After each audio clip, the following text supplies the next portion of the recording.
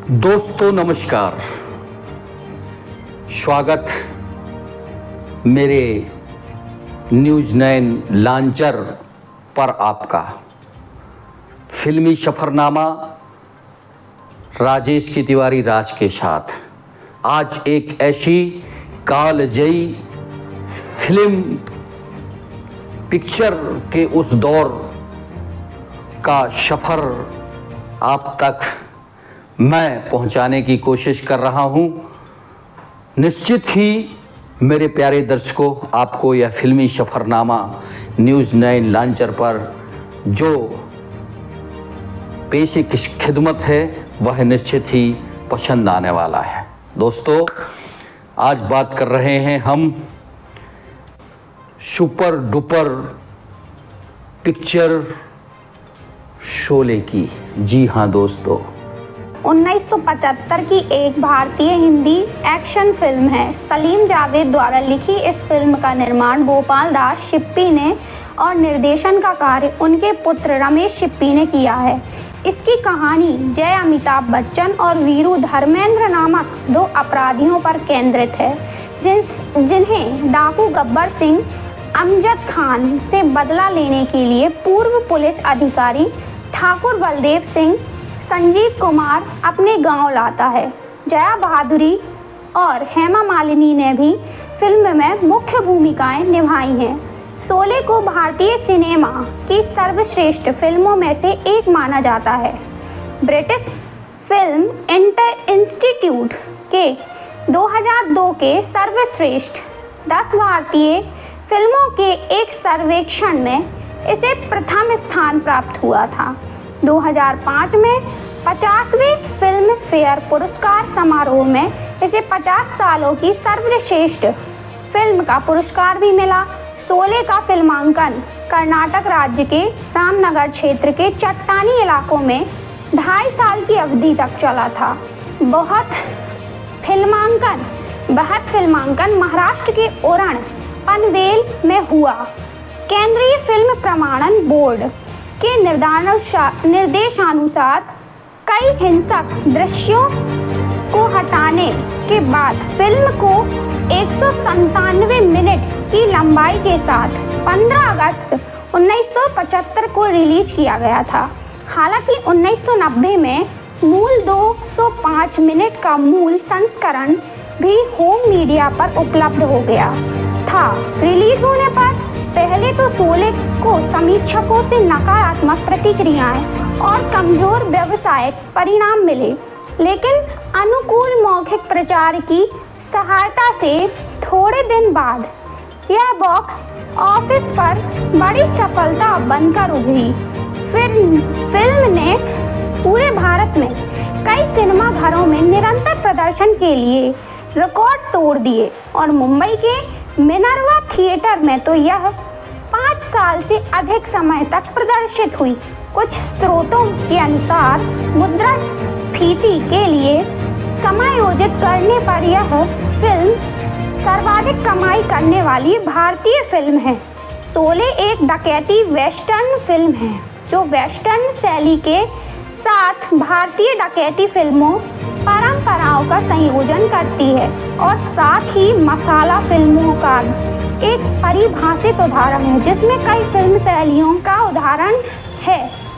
Film शैलियों का मिश्रण पाया जाता है। विद्वानों ने फिल्म के कई विषयों का उल्लेख किया है, जैसे कि हिंसा की महिमा, सामंती विचारों का परिवर्तन, सामाजिक व्यवस्था को बनाए रखने वालों और संगठित होकर लूट करने वालों के बीच बहस, समलैंगिक गैर रोमानी सामाजिक बंधन और राष्ट्रीय रूपरेखा के रूप में फिल्म की भूमिका। राहुल देव वर्मन द्वारा रचित फिल्म की संगीत एल्बम और अलग से जारी हुए संवादों की संयुक्त बिक्री ने कई नए बिक्री रिकॉर्ड सेट किए।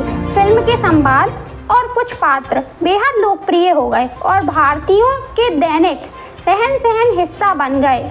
जनवरी 2014 में शोले को 3D प्रारूप में सिनेमाघरों में फिर से रिलीज किया गया था।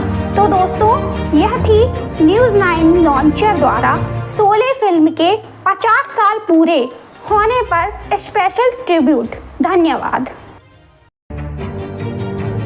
जी हाँ, उस दौर की बात कर रहे हैं 1975। जी हाँ दोस्तों, 1975 देश में एक इमरजेंसी दौर के तौर पर जानी जाती है। उस दौरान देश में इंदिरा जी की सरकार थी और क्या जेपी के आंदोलन से लेकर इमरजेंसी के दौरान क्या कुछ देश में चल रहा था, मेरे प्यारे दर्शकों आपको सब कुछ विदित है। उसी समय उसी दौर में लोगों के लिए मनोरंजन का पिटारा लेकर राज शिप्पी और जेपी शिप्पी साहब ने दोनों भाइयों ने मिलकर एक बेहतरीन कालजयी फिल्म का निर्माण किया। जी हाँ, उस दौर में जो लोग कुछ मानसिक अशांति से गुजर रहे थे, मनोरंजन के हिसाब से शोले फिल्म की शुरुआत जब सिनेमा घरों में होती है दोस्तों, तो कुछ चलने के बाद फिल्म फ्लॉप हो जाती है। जी हाँ दोस्तों, लेकिन फिल्म से जुड़े तमाम निर्माता, निर्देशक, कलाकार, पटकथा लिखने वाले, छोटे से लेकर बड़ों की एक बैठक जेपी शिप्पी और राजेंद्र शिप्पी साहब के घर पर होती है। उस पर मंथन होता है।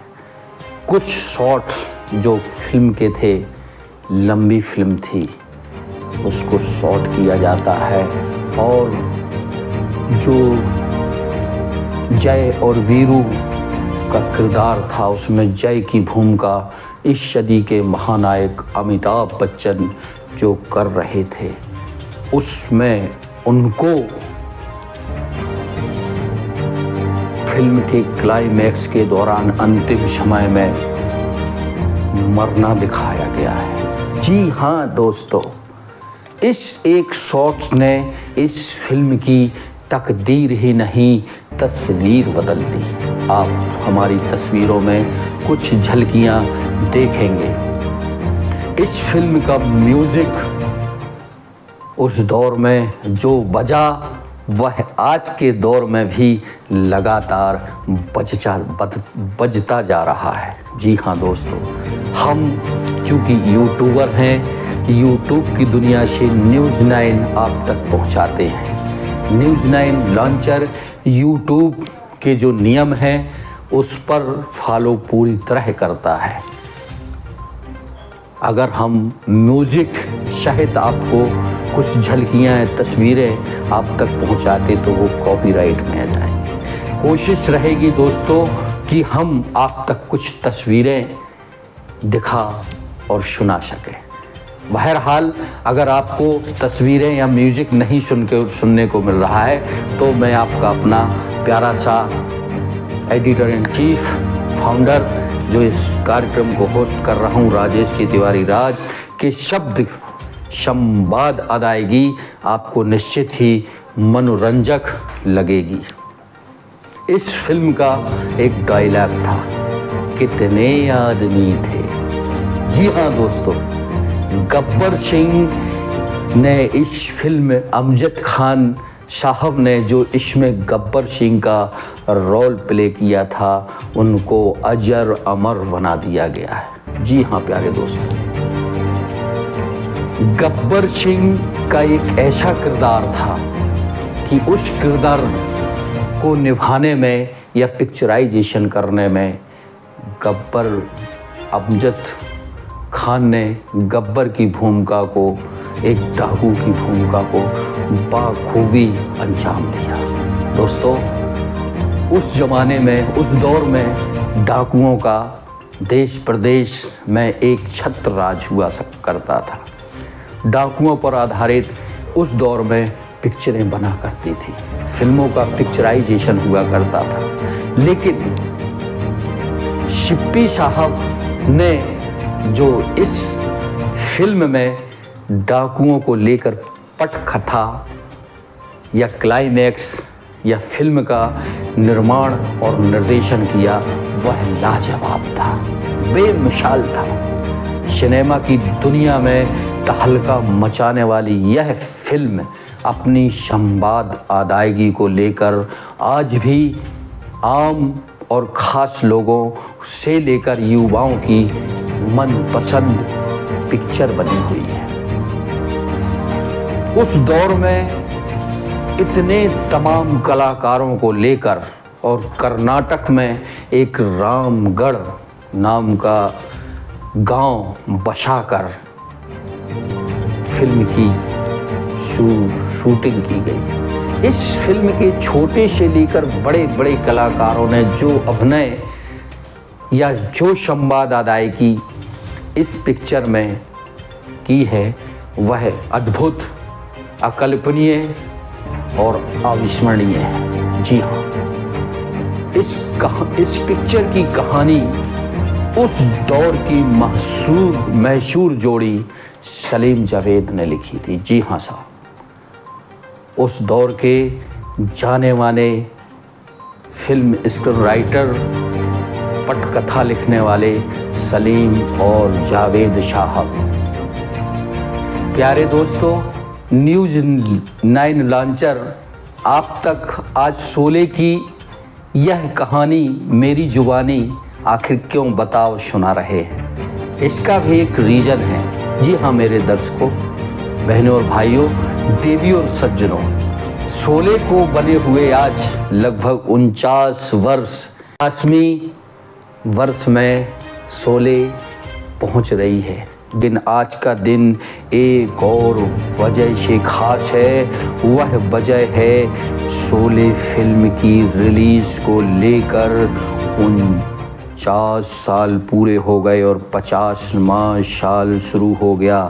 भारतीय सिनेमा की सबसे चहेती फिल्म को ट्रिब्यूट देती राजेश के तिवारी न्यूज़ 9 लॉन्चर की यह खास पेशकश।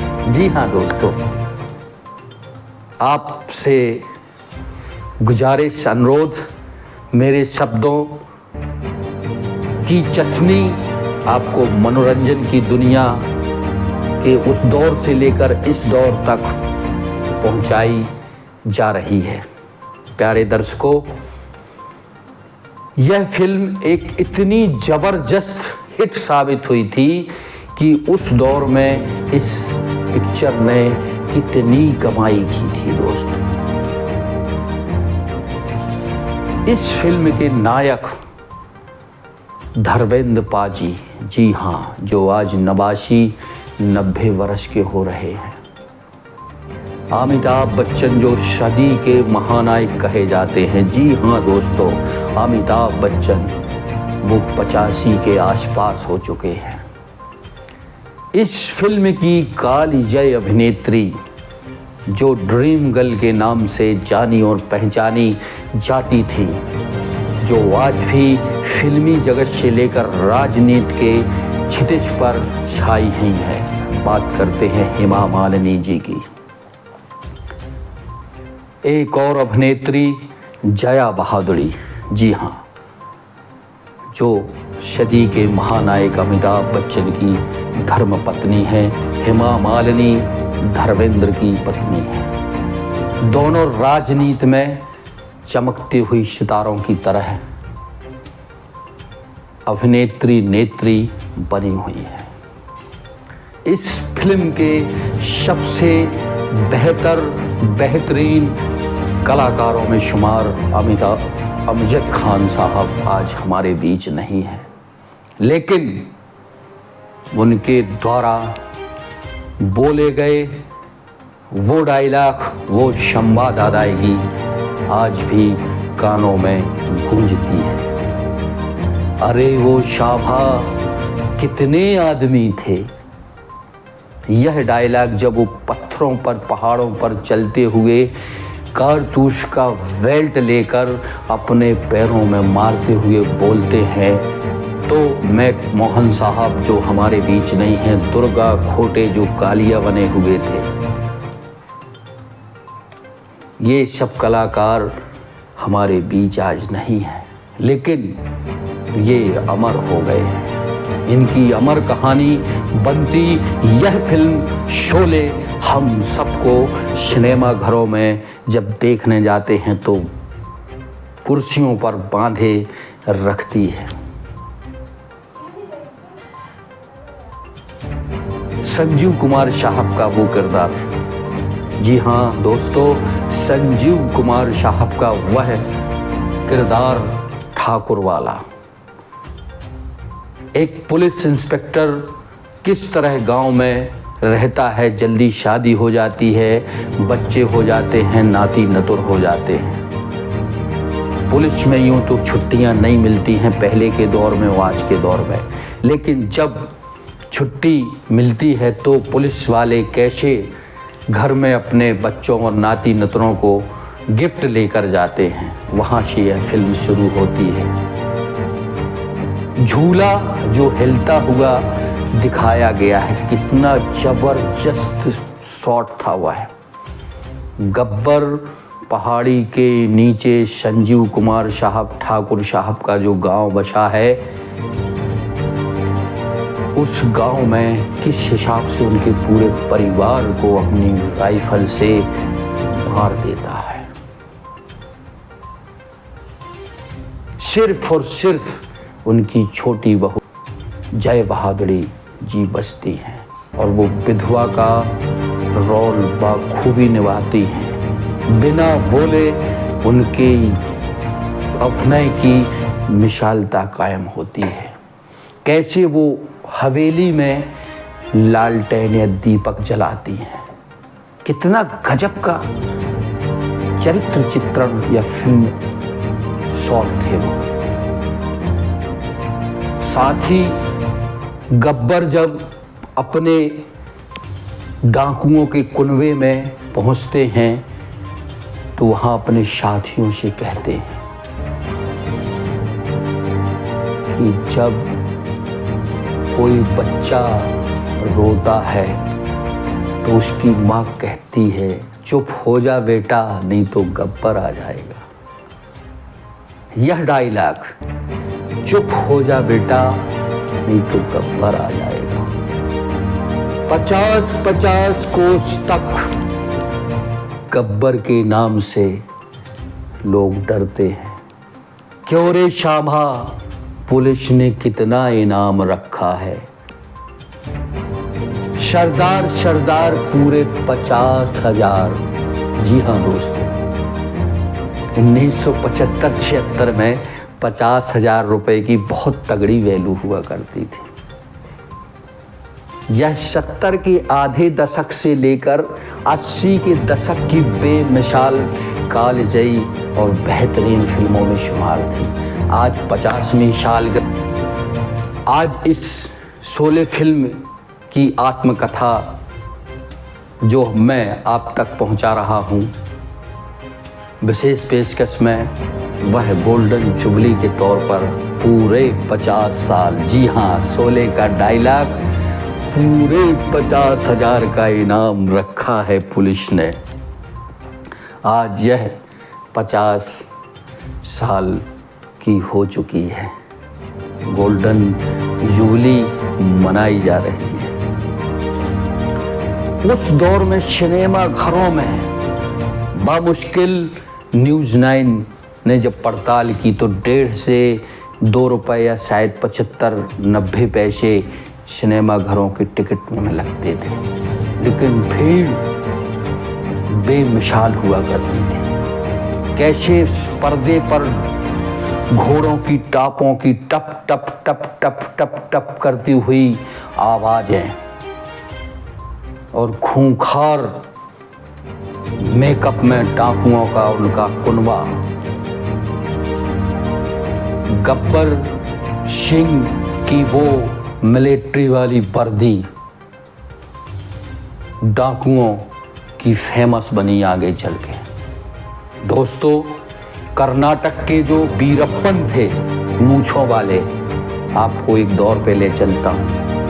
वो वर्दी अमजद खान ने जो शोले फिल्म में गब्बर के मेकअप के तौर पर या क्लाइमैक्स के तौर पर पहनी थी वो वीरप्पन चंदन तस्कर ने अपनी डकैती में उस वर्दी को अंत तक पहना। एक पिक्चर और आई थी चाइना गेट, जिसमें अपने सागर के बुंदेलखंड के कलाकार ने डाकू जागीरा की भूमिका निभाई थी। वह चाइना गेट शोले के किरदार से मिलती जुलती पिक्चर चाइना गेट पिक्चराइजेशन की गई थी, जिसमें जागीरा डाकू जागीरा ने गब्बर के रोल को प्ले करते हुए उस कलाकार ने, जैसे गब्बर सिंह के दांत, तमाकू खाने का अंदाज, बिखरे हुए बाल, न्यूज़ 9 से बात करते हुए जागीरा की भूमिका निभाने वाले मुकेश जी ने यह बात मेरे से शेयर की थी। इस तरह की होती है प्रेरणाएं।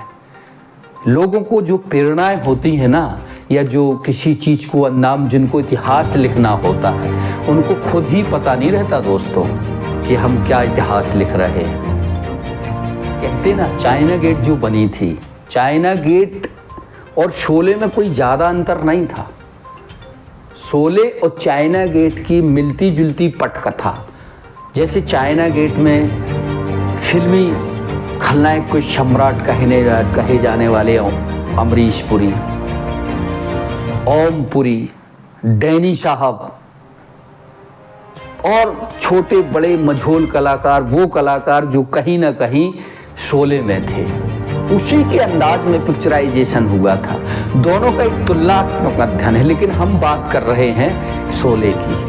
चाइना गेट पर कभी बात करेंगे, लेकिन दोनों को आप अगर एक नज़र से देखेंगे तो कहीं ना कहीं आपको शोले की याद चाइना गेट में आ जाएगी।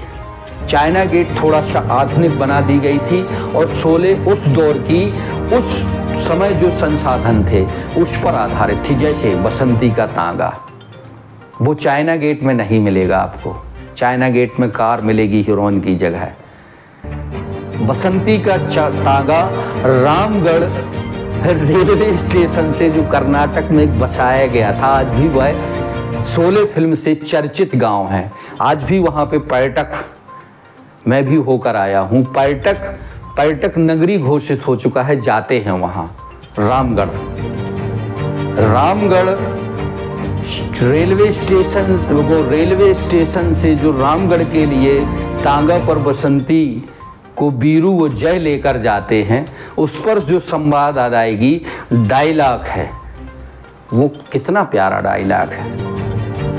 उसके गाने कितने प्यारे हैं।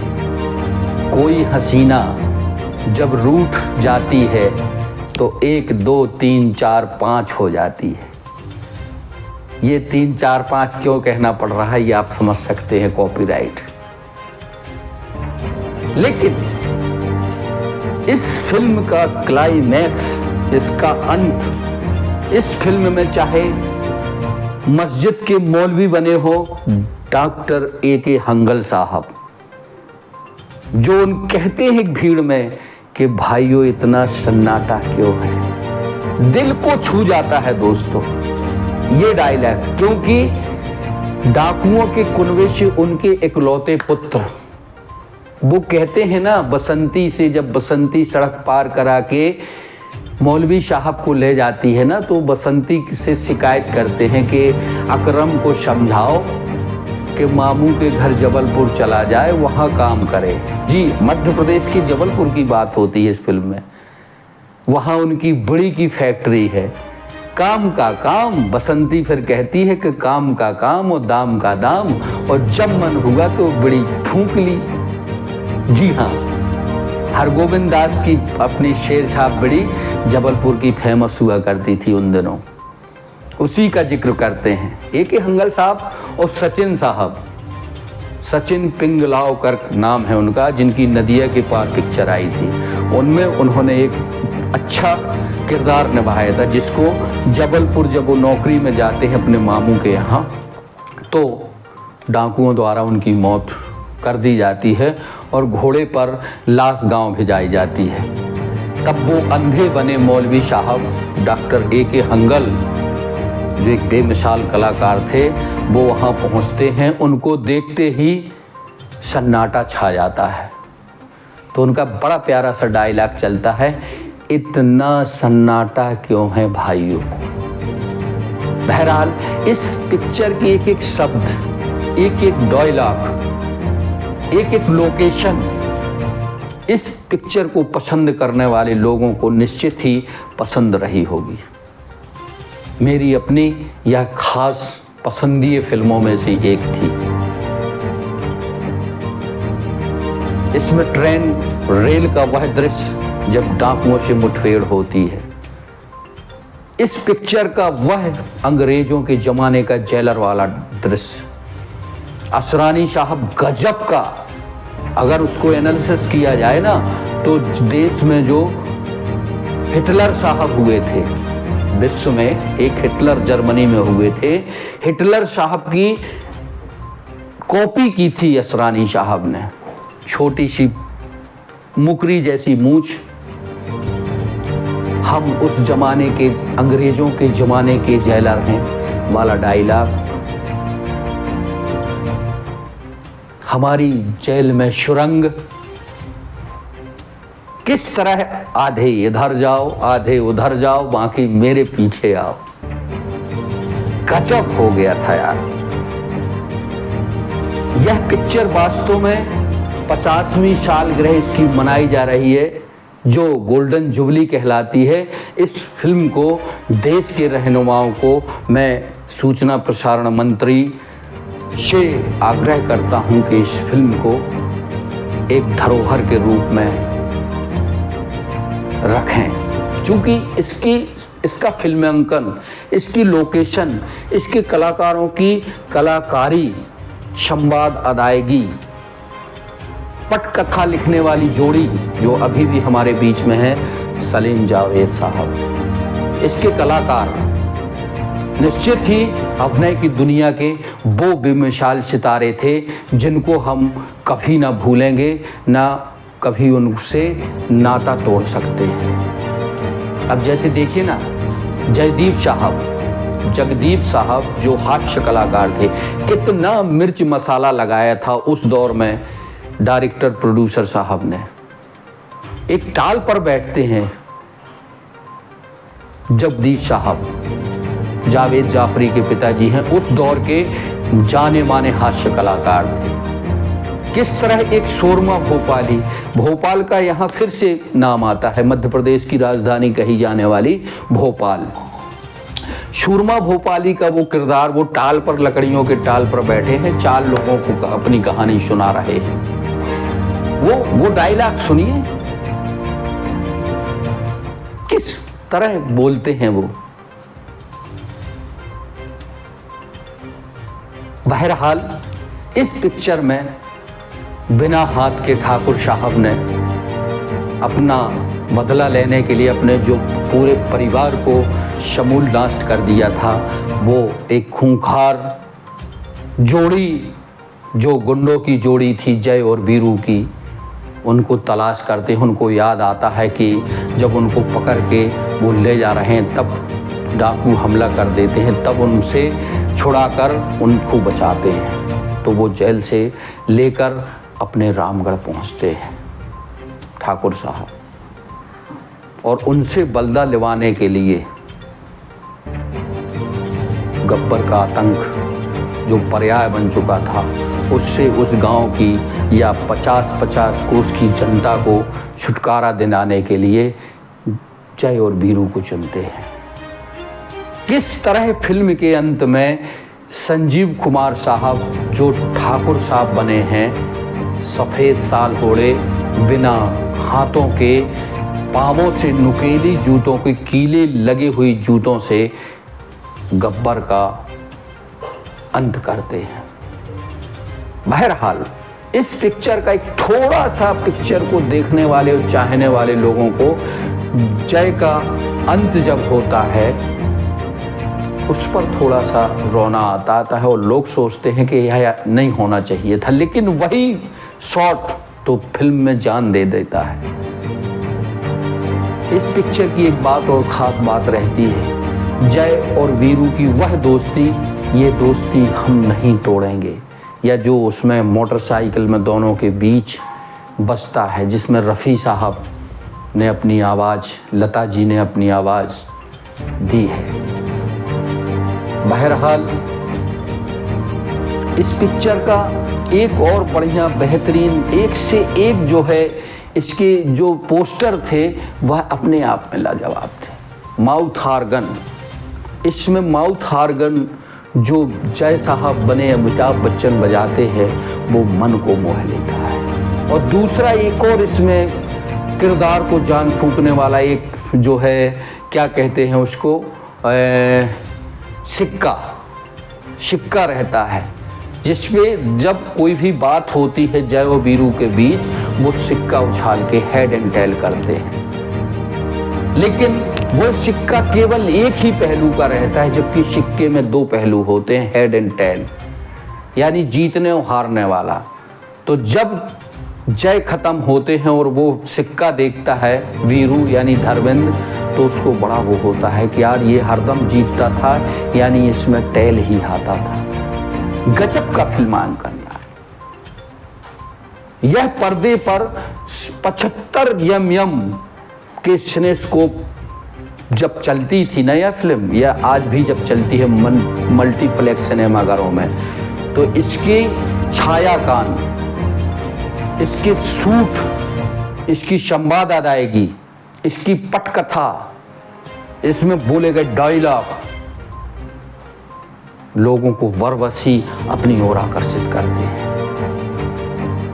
इसमें एक टंकी का, जो गांव की टंकी बनी हुई है पानी की, उसमें किस तरह धर्मेंद्र साहब यानी पाजी साहब शराब की बोतल लेकर चढ़ते हैं, बसंती से यानी हेमा मालिनी से अपने प्यार का या प्रेम का इजहार करते हैं।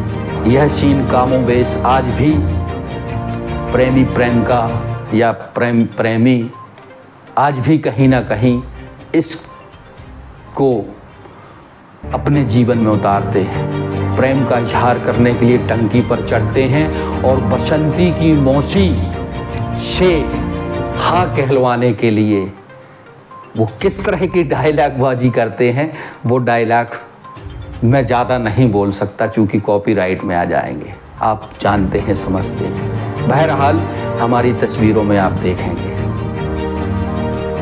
यार इस पिक्चर के बारे में जितनी बात की जाए उतनी कम है, तभी तो यह फिल्म कालजयी है, तभी तो यह इस पिक्चर की आज हम बात कर रहे हैं 49 साल पूरे होने के बाद 50वीं साल में प्रवेश करने के। ठीक 15 अगस्त 1975 को यह फिल्म भारत देश में पूरे सिनेमाघरों में रिलीज हुई थी। इस फिल्म ने जबरदस्त मुनाफा कमाया था। उस दौर में धर्मेंद्र साहब को और अमजद खान साहब को और संजीव कुमार साहब को 1 लाख या 1 लाख के समकक्ष परिश्रम या फीस मिलती थी। सोचिए आप, 1 लाख रुपए की उस दौर में कितनी कीमत थी। आज यही कलाकार 20 से 25, 30, 40 करोड़ रुपए लेते हैं। यानी पैसे का मूल्य कितना था उस दौर में, आज पैसे का मूल्य क्या रह गया है। सिप्पी परिवार, सिप्पी बंधुओं के लिए यह फिल्म कालजयी तो थी, साथ ही वो अजर अमर हो चुके हैं। बहरहाल सो दोस्तों, यह था न्यूज़ 9 लॉन्चर पर राजेश की तिवारी राज के साथ फिल्मी सफरनामा। मैं फिल्म शोले का उन शाटों को लेकर क्लाइमैक्स से लेकर अंत तक या बीच बीच में पूरी कहानी मेरी जुबानी। निश्चित ही मेरे दोस्तों को, मेरे दर्शकों को यह फिल्मी सफरनामा पसंद आया होगा। हमें आपके कमेंट्स, हमें आपके लाइक, हमें आपके सब्सक्राइब का इंतज़ार है। सो दोस्तों, देखते रहें, बने रहें, हमें अपना प्यार देते रहें। राजेश के तिवारी राज का बहुत बहुत शुक्रिया, धन्यवाद।